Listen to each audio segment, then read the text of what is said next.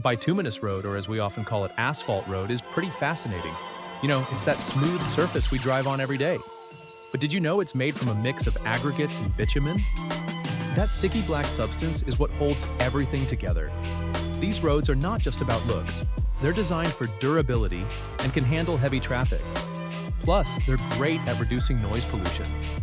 Ever noticed how quiet it gets on a freshly paved road? And here's a fun fact. Bituminous roads can actually be recycled. When they're worn out, they can be ground up and reused in new road construction. So not only do they get us from point A to B, but they also help the environment. Pretty cool, right?